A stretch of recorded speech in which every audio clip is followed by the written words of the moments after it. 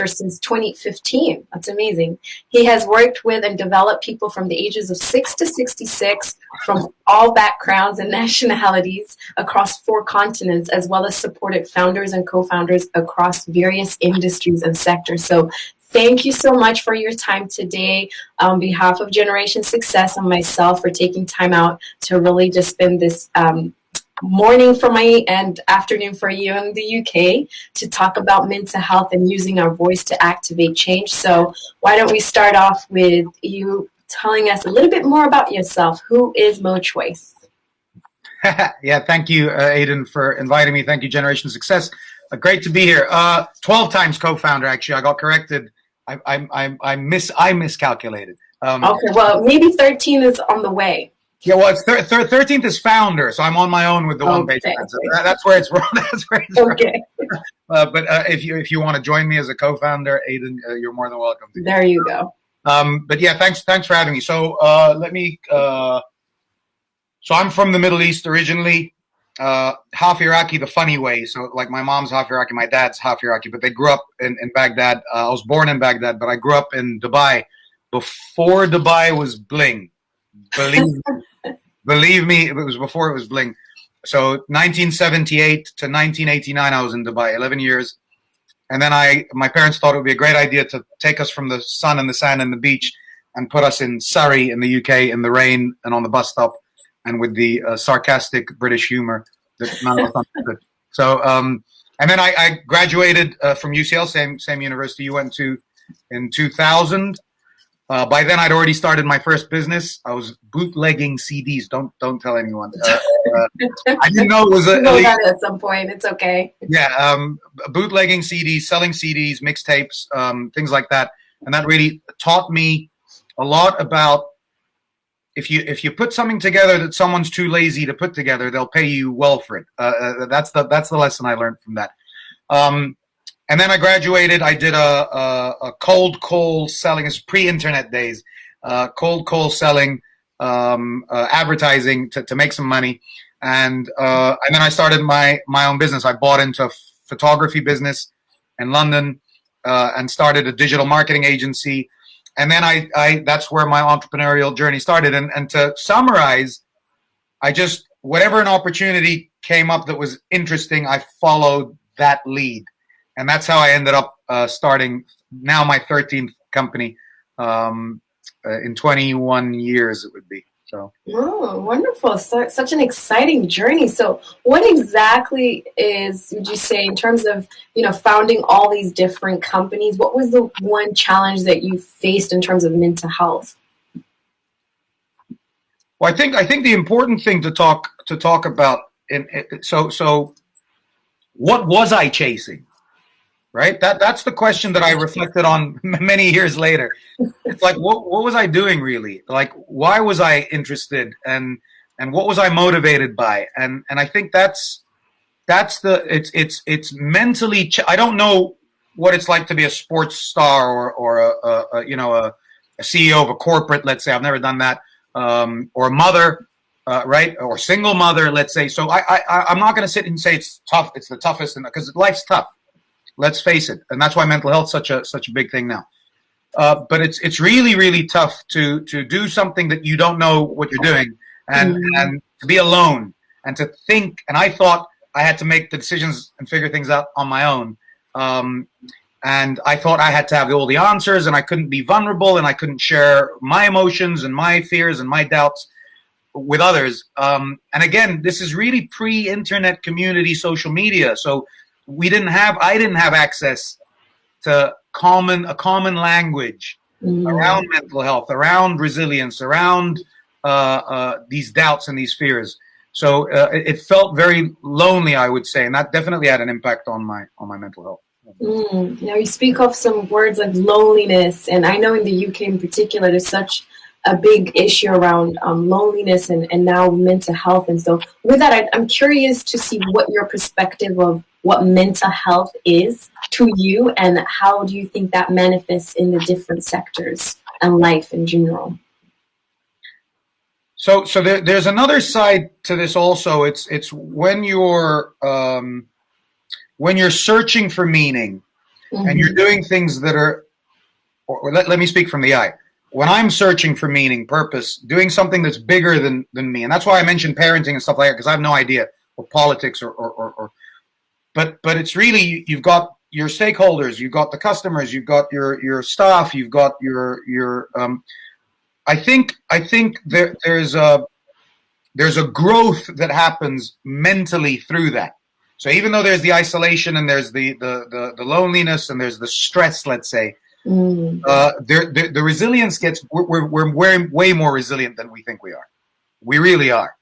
It's incredible what people put up with. I mean, when you look around the world at some of the stories, and I'm complaining about a lack of funding or a rental increase, it's like it's unbelievable how much we can put up with. So I look at mental health. For me is a difficult topic, because there's mental disease. It's a different thing. My best friend was bipolar. I've got lots of friends that have PTSD. There's kids that I work with that are autistic. So those are like mental, let's say, that's a mental ability or a mental disease, let's say, right? Mental health for me is how you take care of the mental side, and I think it's a dangerous word, because physical health is clear, but it's connected. Like there's a mind-body connection, right?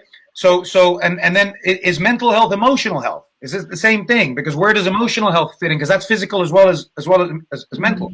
Then there's spiritual health, which is really what do you believe you're part of, and how strong. And then there's environmental, social, financial, material, and we can talk about that if you want a little bit more. So I think I like to look at things in as many ways as possible. And so let's call it the non-physical, right?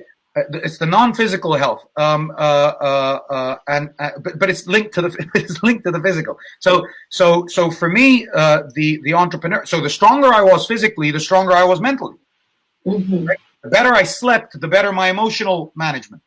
The more energy I had, the clearer I was in what I wanted. The more I was able to give my team and my partners and my investors. So there's a massive link between mental health and physical health, and that got me into a kind of a exploration. Speaking to people, neuroscientists. There's a few neuroscientists I've spoken to, like yourself, geneticists, anthropologists, psychologists, psychotherapists, whoever I could grab, and I sat them down and said, "What is it?" And there were so many different explanations, so many different angles on it. So I thought, you know what, I'm not going to get an answer. Let me figure it out my own way. And the best way really to look at it is well-being. I love that word. Being well, just reverse the word, right? Okay, what does being well look like, right? Well, it means I'm physically, I feel well physically, I feel well mentally, and I'm talking about how my mind works. Meaning, can I make sense of things? Do I understand the meaning of things? Can I look at different perspectives? Can I work things out? Right? Can I understand other perspectives? Can I learn? Can I reflect? Can I plan? Do the things that I plan turn out the way I wanted them to turn out?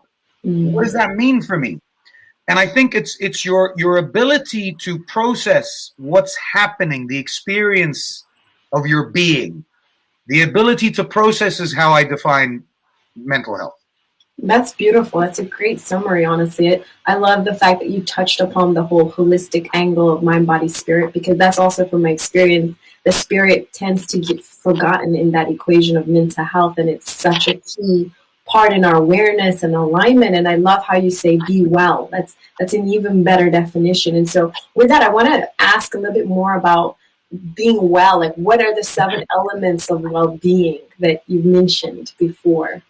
Yeah, great. So I love talking about this. Education, someone said this, way smarter than me. I can't remember who. Education is understanding relationships. So we start with that, right? It's understanding the relationship between something and another. That's real. It's not learning and parroting or mirroring or that's not education. learn the answers and then copy the answers onto your exam paper. You've been educated. It's like, no.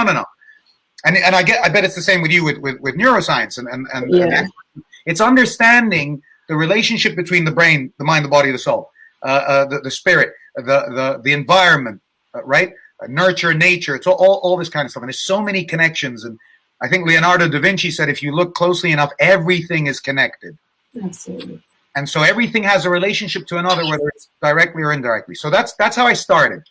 And then I started thinking about, is it a relationship between me and an external entity, or are there different entities within me?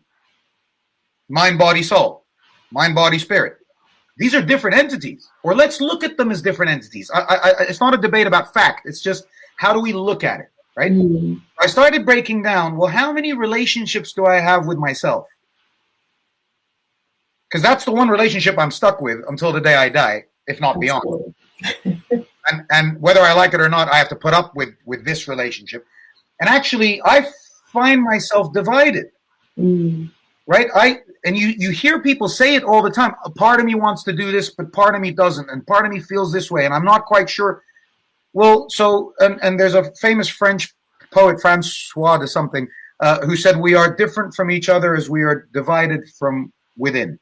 And I love this concept, because if I'm not in integrity, if I'm not aligned, if I don't have a great relationship with myself, how the hell am I going to have a great relationship with the external world?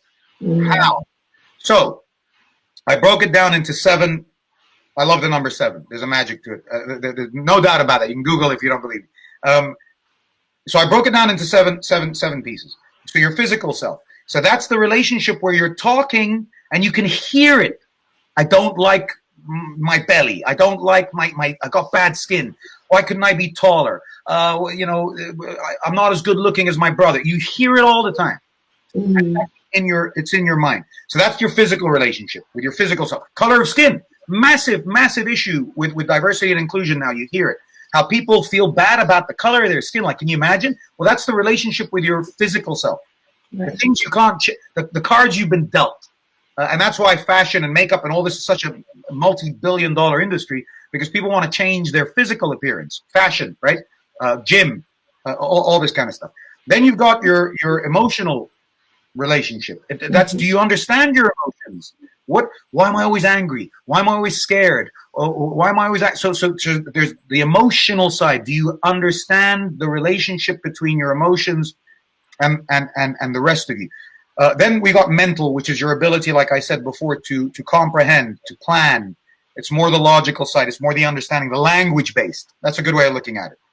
Right. Not feeling based, language based.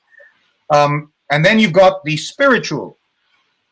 Right? You might not believe in God, but is that a strong relationship? Is that atheism a strong relationship, or are you uncertain? Is your relationship with God strong? Is there fear around it? You see how it plays into the emotional. Do you need to understand it, or do you believe in faith? It's all those things, and then the physical manifestation, I guess, gets impacted. So that's your body, right? Then you've got the next level, which is your social well-being. Your ability to communicate and be communicated to, your ability to give attention and receive attention, your ability to build relationships, to talk to people, to hear people, to understand people, to work with people. That's your social well-being. That's number 5. Then you've got your environmental. Can't stand the weather. Concrete jungle. I need to be in nature. It's your relationship to whatever is going on around you that isn't people related, right? And then you've got the final one, which is material. I used to call this financial, because I noticed people had a relationship with money, but I changed it to material, because I think the relationship to money is related to what we can buy or our status. And you imagine this: I bought something, I've impacted the environment. So what I buy, you see it now. People are buying things non-plastic, non-meat, because of the environmental relationship they have. Absolutely. And they're being seen. Oh, I'm going to hang out with Aden because she's a vegan. Social, right? Now I believe I'm going to heaven because of this. Spiritual, right? I understand the impact of climate. Mental, I feel good about it. Emotional, and physically, my body's in better shape. Physical. So with something, that's why veganism and religion and things like that are so strong, climate-based, because it links the whole thing together. And I think that's really the material world. I grew up with Madonna, right, living in a material world. I think we all did to a certain extent. Yeah. Amazing. So I love that. That's the seven elements of holistic well-being. Yeah. Okay, that's amazing. So with the 7 elements of holistic living, and they're all interconnected. So how does one go about to apply this in our day and age, where right now we're faced with, the COVID situation, as well as just overall mental health burden? How would you say these interlinked elements could be applied? Yeah, interdependent is another good word, right? Because you can look at them on their own, the relationship, but and like I just said to you about the material, what I buy impacts on all 7. Let's take COVID as an example. Lots of people I'm talking to are stuck at home, right? And that's impacted on their physical, their social, their emotional. Now, when we break it down and start saying, okay, which parts of your well-being are most impacted, and we start looking at them individually, we can start figuring out what to do. Because it doesn't help me to say, well, I just feel bad. Everything, I don't know if I can swear, everything's gone to right? It doesn't help, because I talk about integrity a lot. This is a really good analogy. You'll like this.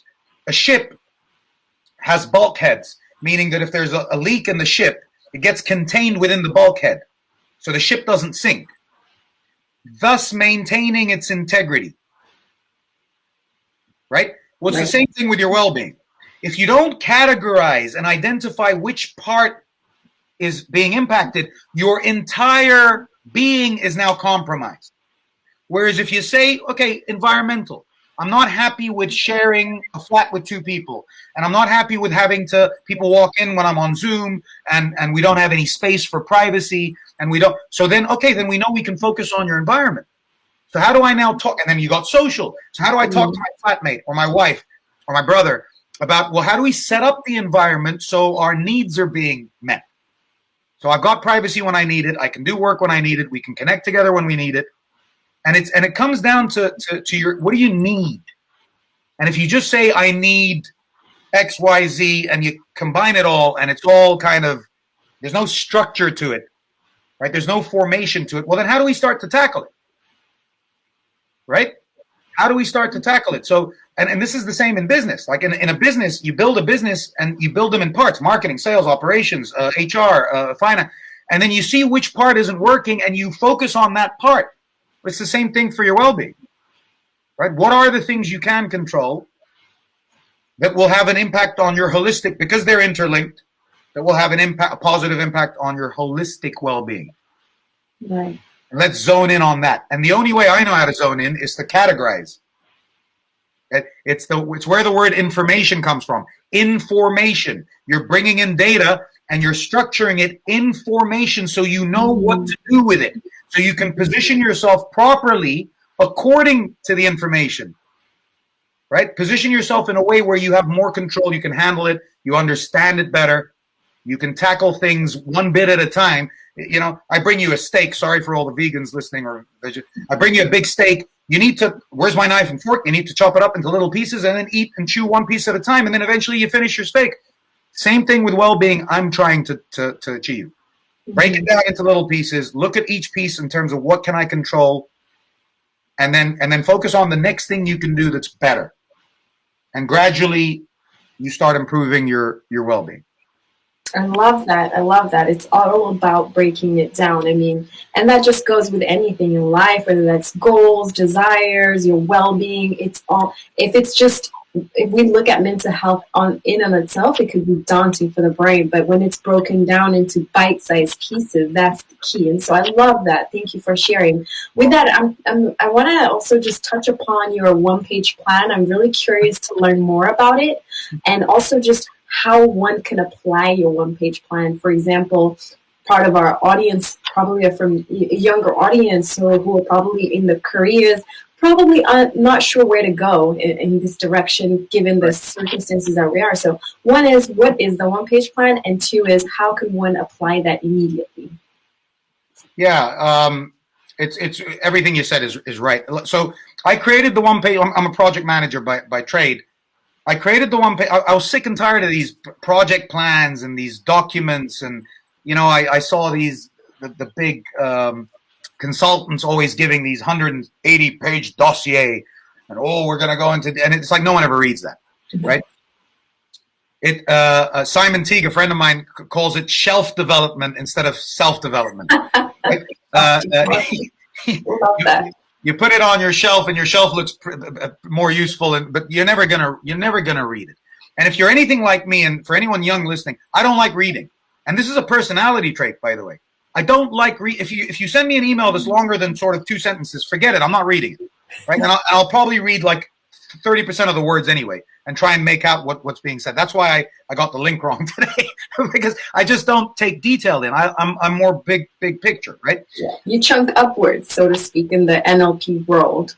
Right, and so I always partnered as a co-founder with people that were more detail driven, right? More tactical, whereas I'm more strategic. It's something like that. So the first thing I want to say to people is, you are who you are. Don't let, my parents made me feel bad that I was a night owl, but I'm a night owl. I work better at night. Why were they making me feel bad about it? Because they didn't understand that there is 13% of the population are night owls, and 13% are early birds, and the rest are in the middle. I happen to be a night owl. It's just the way I don't want to be. It's not a choice. Why would I say, I love working up in the morning, but I'm not going to. I'm going to sleep late at night just to piss my mom off. Like, that's not how it works. And it's the same thing with details. It's the same thing. So why the one-page plan? You only need a page, because you'll figure out the details as you go along. A map only needs to be on one page. You don't need a map. The map is not the real thing, right? So the map gives you guidance. What does it do? It tells you where you're going, right? So it gives you clarity, direction. It tells you how you want to get there. And then it tells you, what does that look like in practical steps? And not from a details level. So I time box it into 12 months, which I think is perfect. So I'd say to you, Aden, okay, it's the 19th of March, 2021. 19th of March, 2022, what do you want to have achieved, right? And why are you going in that direction? And how do you want to go about doing it? And we put that in a one-pager, and that acts as your guide. It gives you the clarity on where you're going and how you want to get there. It gives you the confidence that it can be achieved. Because if you don't have confidence, why would you try something, right? And always, confidence is a spectrum. And then it gives you, and then it encourages you to commit to something, a goal. The goal doesn't matter in and of itself, but it sets the direction. It gives you something to aim at, right? And it encourages commitment. So that's my C's: clarity, confidence, commitment. Without clarity, you can't be confident. Without confidence, you can't commit. Absolutely. So that's how I developed the one-page plan. So the idea is, who do you want to be? Where do you want to go? And how do you want to do it in the next 12 months? And then I hold that page up to you and I say, this is what you said you wanted. Why aren't you doing it? And the exploration of why you're not doing it, or what's working, or what you're doing, is the detail. Page 2, page 3, page 4, that we don't need to write at the beginning. I love that. I love that. As we go, yeah. I think that's so relevant, especially what you're saying to me as an entrepreneur myself. I'm like, this is music to my ears, because a lot of the times, especially when starting up a business, it's just a lot of people just fail because of the detail that needs to come. And with the entrepreneur space, is very much just go, and then you'll figure out the detail as you go along. But, even if you're not into the entrepreneurial space, it comes in the package of even just life goals. Like, how does that look? If I focus too much on the detail and I don't have that information, it creates overwhelm. It impacts my self-esteem, like to mention what you're talking about, confidence. So by having just a one page, it's sort of like an outline from what I'm understanding of this is where you're at. And then as you go along, you'll get the detail. And so I really love that. And so with that, I want to open up the floor to our audience. Is there anybody that has any questions for Moe, where they are in their situation, that, use this time freely to ask questions? Are they going to put it in the feed? Yeah, I believe so. So Sarah should let us know if there's any questions from our audience. Yeah, I just And wanted to oh, go I ahead. wanted to pick up on one thing while we're waiting as well, Eden.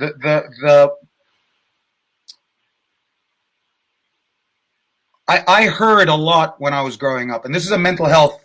This is related to mental health again. Mm-hmm. I heard a lot.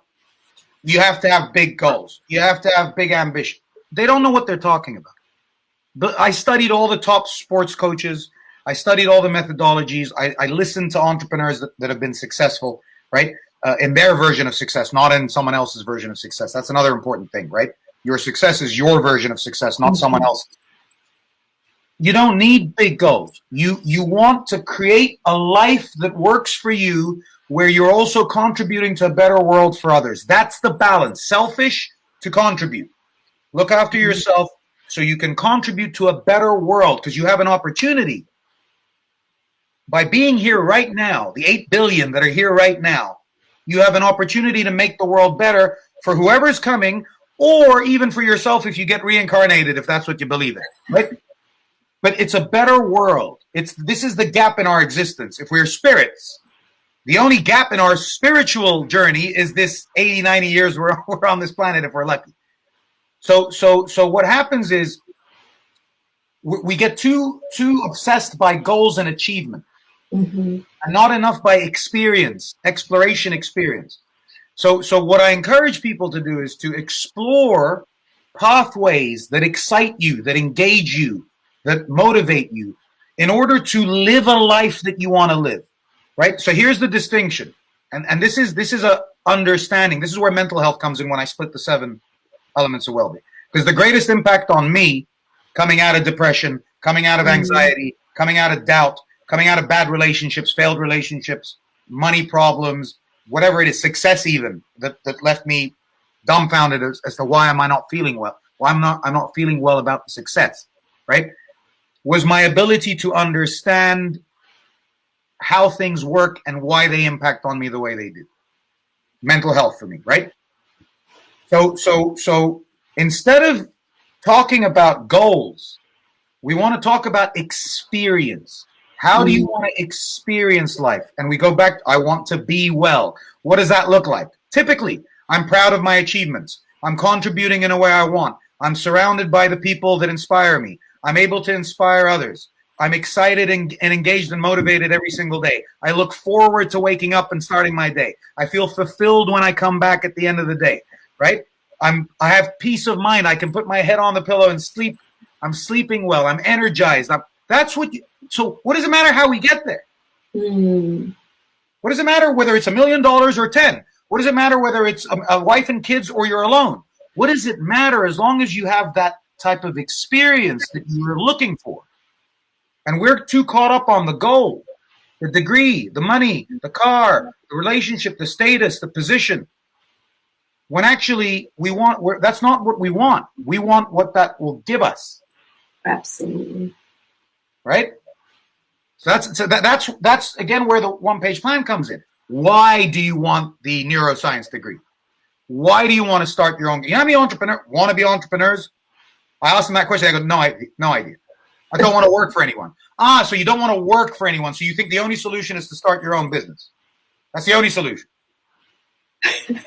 Absolutely. Right? Why do you want a wife and kids? I tease my friends who are getting married all the time. Why do you want a wife and kids? Why?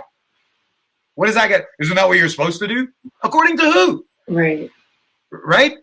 Why do you want to buy this car? Why do you want 1 million followers on Instagram? Why? What's going to change in your being well, your experience of being well? How is this going to allow you to be well? I love that. Yeah. I love that. It's really the why, and that example with being an entrepreneur. I'm not gonna lie, I thought that was the only way, and then it was in the journey. I was like, wait, there is other ways for me to be independent and not have to, answer to a boss. But that's the beauty of taking time out to reflect and really get down to the why, because when we have that why, that's when the clarity kicks into what you were mentioning, and then the confidence, right? And then the commitment. And so it's really about the why. I mean, it's much talked about, and how do you get to your why and so forth. But I think from what I'm hearing, the one-page plan is sort of like a blueprint to really helping to get that level of clarity for your why? Yeah, it starts with the why for sure. It's like, why, and it's the 5 whys, right? It's the Toyota 5 whys. So I want to start a business. Why do you want to start a business? Well, because I want to do my own thing. Why do you want to do your own thing? Because I want the freedom to make my own decisions. Why do you want the freedom to make your own decisions? Well, because it will make me feel like I've got some value to give and I've got a purpose in this life. Why do you want that? Well, because then I feel alive. Bang, we've got it. That you want to feel alive and you think this is the pathway to feeling alive. Okay, well, let's make sure that you're confident enough to be able to start your own business. And then we go into the how. Or how are you going to do it? Because if the why is not clear, what's your direction? It's a bit like getting on a plane and saying, yeah, take me somewhere there. Or getting in a taxi, an Uber, and saying, yeah, just take me that direction. I'm not sure exactly where, but take me somewhere there. And then you get there and you're like, I don't want to be here. Why did you bring me here? Well, you didn't specify. Or, you go to a restaurant with a menu and you say, yeah, just get me something. I'm hungry. Well, just pick something from the menu. No, just get me whatever. And then they bring you whatever. And then you're like, oh, I'm vegan. I don't eat this stuff. Or why did you get me this? I don't like this type of food. And it's like, because you didn't specify Right. the direction, or you weren't precise, let's say. Right? So, and there's a distinction between precision and specificity. Actually, that's an important thing to think about too, especially with mental health. And entrepreneurship. The strategy is precise. The tactics are specific. Right? So I want to live life on my own terms and do what I want whenever I want is precise. But you're not talking about the specificity. You're not talking about what you're doing, what that looks like, where you live, what the business is. That's where you get tactical. And the tactics change all the time. It's like sports. Your strategy is to win the game playing exciting football or whatever. But the tactics, you have to adapt. Oh, the wind's a bit strong. Someone got injured. The opposition have a weakness. And you adapt. And it's the same in life. You're constantly adapting. But if you don't have a strategy, and to have a strategy, you need a direction. And to have a direction, you need to know living your best life. What does that look like? Right. And then you're open. And I challenged someone the other day. She was like, I need to buy something for someone or whatever it was. I don't know what the details were. Why do you need to do that? Because then I'll feel free. Okay, what if I gave you freedom without buying the house? Would you take it? And she went, yeah, of course I'd take it. Because you want the freedom, not the house. So why don't we open our minds up to exploring different ways of finding freedom? I love that. Different ways of finding freedom. With that, I don't believe we've got any questions yet from the audience. So I'm going to just wrap it up with one question, which is, what are the actually 3 tips you would give to our audience about moving forward in their mental health journey and narrative? How can they actually amplify change? We got a question, I think, as well, Aden. I'll answer. I'll give you the 3. Oh, perfect. All right. I'll give you the 3. I'll give you the 3 tips first. All right. This might answer that question too. It's really 1 tip, but it's 3 parts. Does that work? That works. So the key to exploration is raising your awareness, right? So the more you progress, the more you try, the more you put yourself out there, the higher your levels of awareness, the more you understand. We need that as human beings. We don't mental health and regression don't stay the same. Comfort zone and mental health don't stay the same. Don't work well together, I mean. Right? So your mental health is enhanced by finding meaning in what you do, which means you're stretching yourself, which means you're putting yourself out there to learn, to grow, to try new things. Particularly if you're not living the life you like. If you're not living the life you want, why would you keep doing what you're doing? Like, it makes no sense. So the 3 tips for me, it's the awareness cycle, I call it. And it's planning, action, reflection. And I'll explain them real quick. The plan doesn't matter. The planning. Because that's where you ask yourself questions. That's where you start challenging your beliefs, your ideas. That's where you start thinking about, what do I really want? How do I really want to do it? So it's the planning. I think it was Eisenhower, the American president, that said, plans are nothing, planning is everything. And he was right. The plan just gives you something to aim at. It's like a goal, right? Gives you something to aim at so you know what you're doing. So you've got some structure, formation. But it's the planning that helps us okay, that's the first. So you're constantly planning. Right. Weekly, daily, monthly. It doesn't matter. You're constantly planning. That's the first thing. The second thing is when you plan, you're planning action. Well, do the action then. Because if you're not doing the action, then you're not following your plan. Absolutely. Right? And so it's putting the plan into action. Part 2. Part 3 is reflection. No one does this. No one that I know does this, right? Of course, people do this, but no one that I know does this. And it's the reflecting. What are we reflecting on? What parts of the plan went well? What parts of the plan did we achieve? What actions did we take and complete? And celebrate. Acknowledge the success, the achievement, the accomplishment.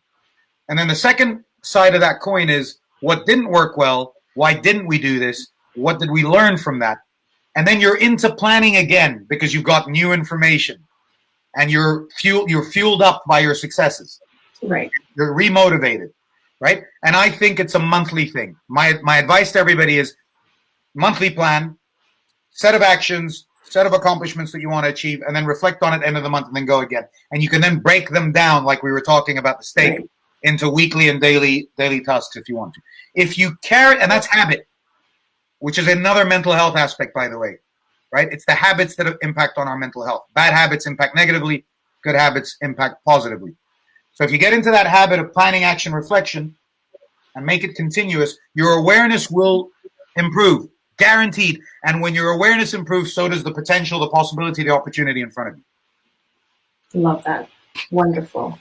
Thank you. So with that, we got a question from the audience, which is, during this time of COVID, how can I deal with my fluctuating mental health? Well, I've got lots of questions about what do you mean by mental health? How is COVID? How do you think COVID's impacting on it? And what do you mean by fluctuating? So I'll try and answer that, and you can put in the answers to my questions if you want in the chat. But essentially, I don't know if you caught the 7, and I don't know, Aden, if I can share it later to whoever turned up the 7 elements of well-being. So you want to really look at each element. How's your physical health, and what are you doing about that? How's your emotional health, and what are you doing about that? So you can journal your emotions. You can get a coach or a therapist, whatever. My spiritual, where are you with your spiritual health? Right? Are you praying if you want to pray? Are you meditating? Are you connecting with nature? And then we get into the social and the environmental. Social obviously is difficult. You can talk to people on Zoom. Are you talking to the people you want to be talking to? Are you doing it enough? Is it managed properly? We go back to the planning and the action and the reflection, because sometimes you hang out with people you don't want to hang out with, and it has a negative impact.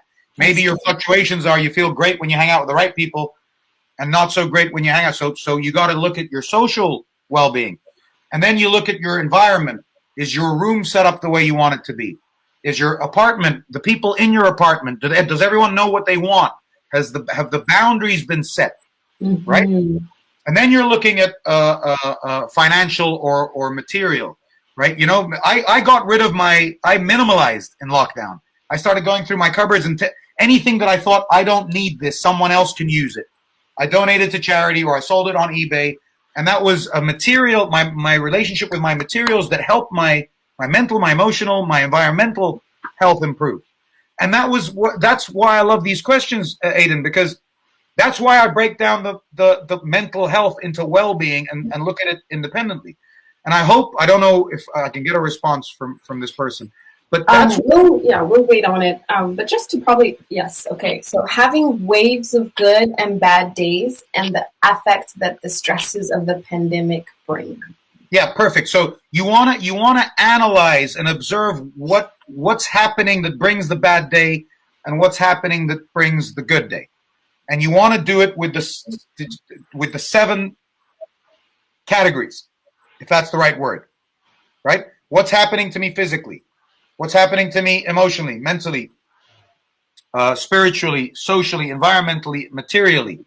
What can I control? There's a Carl Richards drawing. What can you control? So what matters to you is your well-being, right? And again, this person's talking about well-being, Aden, not mental health. They're talking about general well-being, right? You want to feel well in your day. You want a quality of life that brings positive experiences, not negative. Well, what can you control? That's my question back to you. What can you control that improves your physical health? What can you control that improves your emotional health? What can you control? And you can Google this stuff. I didn't have Google when I was your age, probably, right? Definitely.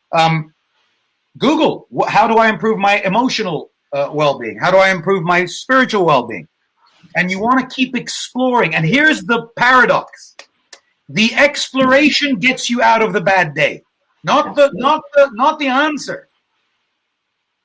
Because you've got meaning in your day now. You're doing something constructive.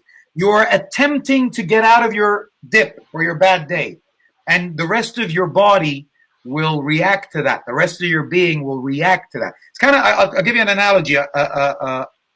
Chris Rock, the comedian, shared this, and I learned from it. His car breaks down on the highway, right? He puts his hazards on. There's smoke coming out of the engine, and he's expecting people to park up and help him, and no one stops to help him. And then so he gets down and he starts pushing his car. He's trying to push his car to the gas station. And when people saw him pushing his car, they started parking up and getting down and helping him. Well, the story there is if you don't help yourself, then it's going to be difficult for others to want to help you, right? It's going to be less likely. But here's how I looked at it. Think of yourself as your team. Your spiritual self is part of your team. Your mental self is part of your team. Your environmental self is part of your team, right? You want your team to work together. That's holistic. That's integrity. That's alignment. You don't want part of you to want something, part of you to do something else. So how do you get every part of you working towards a better outcome, a better day? Well, you got to start. You got to push your car so that everything else starts supporting you too to move in the right direction. That's the lesson. I love that. Thank you so much for bringing that. And I just want to add also just to that question, like, do you believe, like, also, I know you mentioned habits.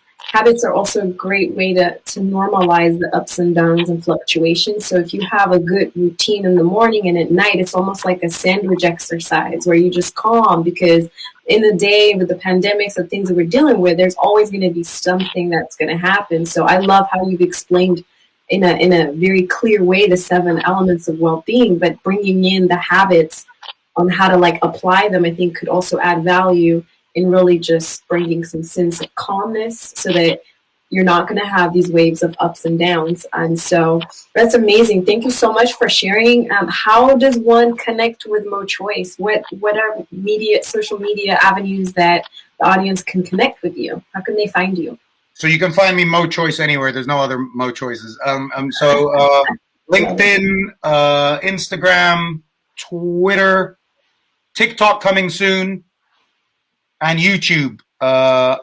You can just Google Moe Choice. Most of the handles I think are just Moe Choice. They're all Moe Choice. MoeChoice. All right, Moe's the choice, everyone. All right, well, thank you so much for your time. It's been a wealth of information and knowledge, and really appreciate you taking time out to really explain to us how to really take charge of our mental health and amplify change in our area of growth. Thank you so much. Thank you for connecting with me, Aden. Hope you have a good day in California. All right, thank you. Just checking. Oh, still 15 minutes we have? Oh, okay. Well then. Okay, we can keep talking. We can keep talking. That's not a problem. I've got questions. We can keep talking. I thought we were done. You got more questions? I want more questions from the audience. Does anyone else have anything to ask? No. Okay. Well, I think for me then, from a personal ask is, I mean, I started off this entrepreneurial journey not thinking that this would be it. My background was obviously in pharmaceuticals, and finding myself in the entrepreneurial space really brought a lot of new elements of mental health that I didn't even think were going to be there. Like my background is in clinical neuroscience, psychology. I do deep reflection, but being an entrepreneur brought a lot of loneliness that was different to the standardized loneliness. It was, I have people around me, but I'm not connected to them because they don't understand the journey I'm on. So how would you advise anyone in the audience, perhaps maybe on that path or in some level in their business, are going through that isolated feeling that comes with being an entrepreneur? What advice would you give? It's a difficult one to generalize, I think. So I mean, you know this from psychology. We don't have that many needs, right? But connection and community are two of the, maybe there's 9 needs or 10 needs. The community and connection are two strong ones. And if we look at connection as more intimate, emotional, let's say, and we leave that to family and friends and loved ones and intimate partners, and we look at connection, I think that's a good way I started to understand it. What is the need? Am I feeling lonely because I don't have emotional connection and intimate connection? Or am I feeling lonely because I don't have social connection? And then, of course, there's other needs for status and competence and things like that as well that impacts on me for sure. Am I accepted for who I am? Right? Am I seen for who I am? Irrespective of role or title or success or anything like that. And then am I good at what I do? Is there value in what I do? So I think there's lots of things, because lonely for me is it's kind of like lazy. When someone says I'm lazy and they think that that's the answer, it's not the answer. It's the result, right? Procrastination. I'm a procrastinator. No, you're not. No, you're not. You're procrastinating. It's a behavior because either you don't know where you're going or you don't want to go where you're going. Mm-hmm. That's the clarity, confidence, commitment thing we talked about earlier. And I think it's the same with loneliness. So I think loneliness is, like you said, surrounded by lots of people, but you feel disconnected. So in your question, you said, I don't have, so the need for connection isn't there, right? And when we say connection, that's to be seen, to be accepted by society. Right. Right. That's why social media, that's why people want likes and followers. That's it's not, they don't love me or care about me emotionally, but they see me. And it's part of my connected universe. Right. So that's one side of it, I would say, Aden, that's important. Look at the need. Again, we're breaking down and we're compartmentalizing rather than saying it's just a loneliness problem. And it's because I'm an entrepreneur. You see, we start justifying it. It becomes a self-fulfilling paradox, right? So, and even if you accept it, you chose entrepreneurship, you should be lonely. But it's like, no, I don't accept it. I want to understand it more. So that's the first side. The second side is, how are you setting up your environment, your support environment? So when I started my business in Dubai, for example, when I went back, I spoke to the people that I felt I needed in my community, in my circle. And I explained to them, I'm putting all my money into this. I don't know what the hell I'm doing. God knows what's going to happen. And they rallied round and they understood it. And I started reaching out to connections of theirs who were in similar positions to sit and talk to them. And that's how I grew my network in Dubai. And that was person to person, by the way. That wasn't through LinkedIn or anything like that. So I tapped into. So I think the answer is use what you have right now, what you have access to, what you can do what you can do to start building your community. Because I've done a lot of accelerator mentorship for startups, and again, it's supposed to be a community, but they're not connected. Yeah. And they don't support each other. So it's what are you going to do about it? How do you set up your support? Right? Does that make sense? Absolutely. So, and then the other side of it is to include. So, and then I've got one more side to this. The vulnerability. I learned this way too late. I don't have to have all the answers, and I don't have to pretend I'm the strongest person on the team. I've always worked in teams, right? I've never been a solopreneur really. It's the expression of your loneliness and your vulnerability and your to the people that you wouldn't normally share that with. Mm. And that fosters connection because you're opening up to be vulnerable, which opens the space for connection to happen to those who are open to your vulnerability.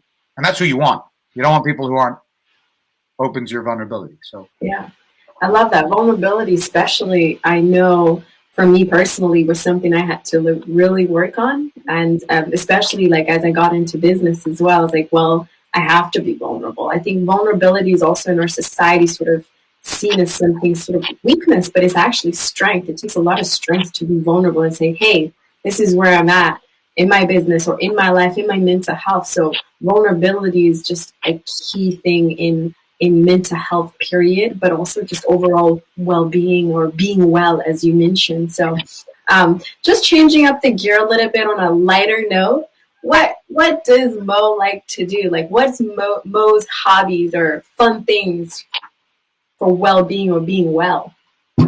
pre-COVID or We can go both ways so we can have an interesting conversation there. I'll tell you what I did, and maybe this also comes back to the question. So I looked at COVID and I said, okay, first of all, I assumed that this was going to be a long thing. I don't understand people that were like, oh, a couple of weeks and we'll be fine. Yeah, it's a like pandemic for a reason. You're not paying attention, or you haven't been paying attention. Okay. So I looked at COVID and I said, what are the pluses and the minuses? There's a book from Matthew McConaughey called Green Lights. And I take this, it's a great book, by the way, if anyone wants to listen to it, though, because it's him talking. Much more fun than reading it. And it's called Green Lights. And the premise of the story is what are the green lights in his life that allowed him to get to where he is? And what were the red lights that he had to negotiate? And it's a great exercise. So, and this is maybe the person who asked the question can look at that. You split your two lists. What are your green lights? Mean things that you can use to progress. And what are the red lights where you're stuck? Right? So what I like to do is constantly find green lights. Mm-hmm. What is it that I can do that makes me a better person, that gives me more awareness, that teaches me more about life, that brings me more connection? And in COVID, I looked at, I can sleep for 9 hours a day. I haven't done that since I was a baby. I can wake up later. I can eat from home every day. I can learn to cook. I can get rid of the crap in my house. I can I can learn online marketing, which I never had the chance to do. I can read lots of the books that I wanted to read in one sitting. So I looked at what was possible versus what isn't possible, made peace with what isn't possible, and focused on what was possible. That's a good lesson for life in general, I think. The pre-COVID Mo, lots of people in small spaces. So I got screwed by COVID. So poker, I play poker regularly, live poker. I go to the football every 2 weeks. I love concerts, jazz clubs, blues bars, stand-up comedy. I go and watch stand-up comedy, local and famous. I like arena rock. I like clubs. I like bars. I like pubs. Everything COVID shut down.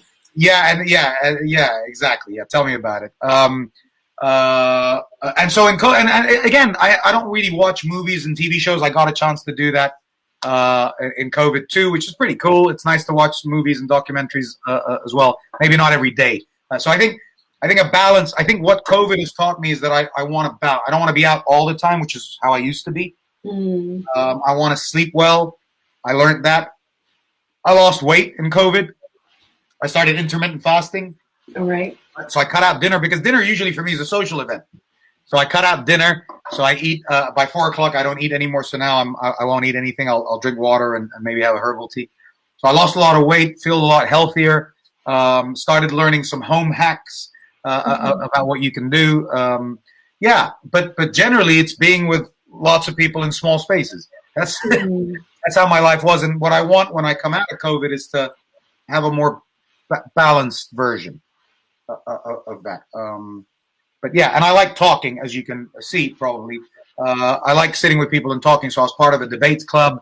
I got political debates. I tend to go onto all sides. So I joined the Brexit Party for a bit to understand what they were about. I was with Labour. I was with the Tories. I like to explore different ideas and not be with like-minded people. I don't want to be with like-minded people all the time. I want to be with different-minded people so I can learn more. But that's really it.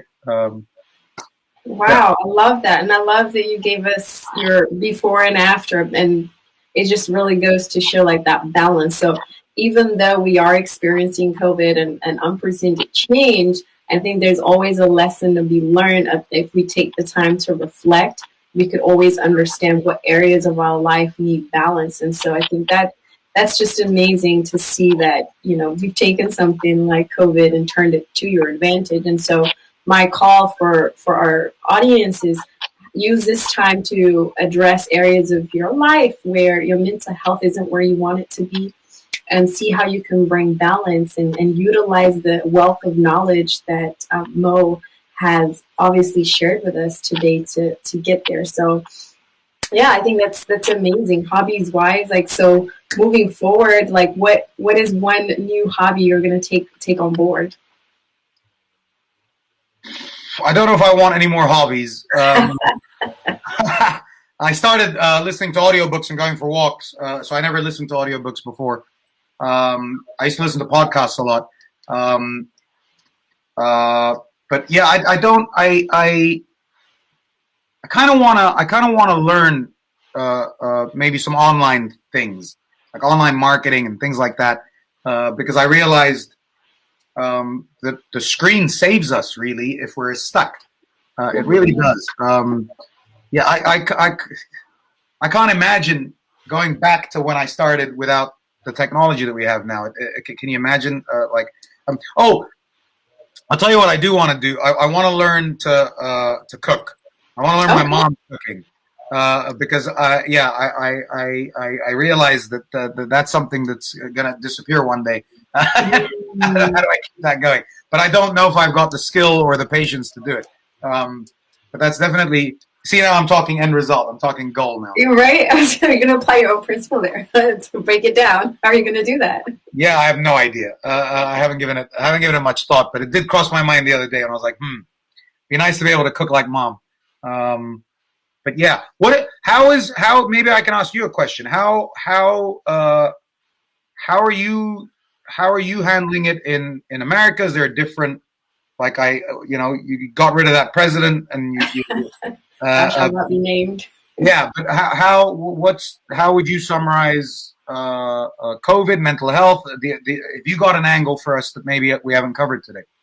Yeah, absolutely. I think, honestly, for me, mental health is, to what you're saying, it's a holistic lens. It isn't something that we can just say, okay, my brain's not working. Well, your brain's not working for various reasons. So let's take time to pause. So mental health looks like pausing and then assessing where is the broken part, because the brain is just central to running everything, but the brain is dependent on the body to working. So for me, when I look at mental health, I'm looking at my whole being, not something that's just only related to my brain. So if there was a period where I wasn't getting enough sleep, so then I had to go back to the 7 well-being principles you mentioned, did that self-analysis to say, okay, well, what about my environment isn't helping me to sleep? Or what about my thought patterns isn't helping me to sleep? And so I had to do that, journal it out, meditate on the very principles that you mentioned. And so that's how I was able to help myself to get back into alignment. The principle that I generally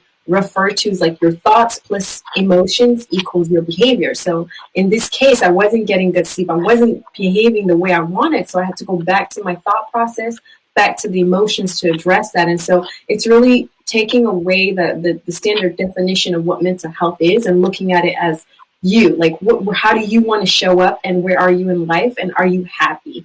It's ultimately about our happiness. So when we're happy, we're well, right? So and for me, I look at it more from like the thoughts that I'm applying to myself, like the words I'm using. I can't, I wish, these are all failed words. So it's like, can I replace that now with a word that's actually going to help my well-being, to get me in that state of joy and happiness and really bring that alignment. And in order to do that, I need that mind, body, spirit. So doing stuff for my body every day, for my spirit, for my body is what's going to get me into that point of awareness and so forth. So, but I would say like it has been challenging. And I think having habits has helped me to stay grounded.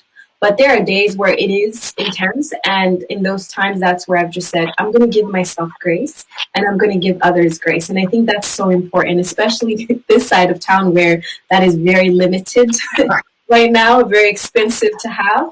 I think grace is such a key aspect of well-being. If we don't take time to take care of our needs and just give ourselves that room to just make mistakes, whatever that looks like, because there is no mistakes, we're just exploring, right?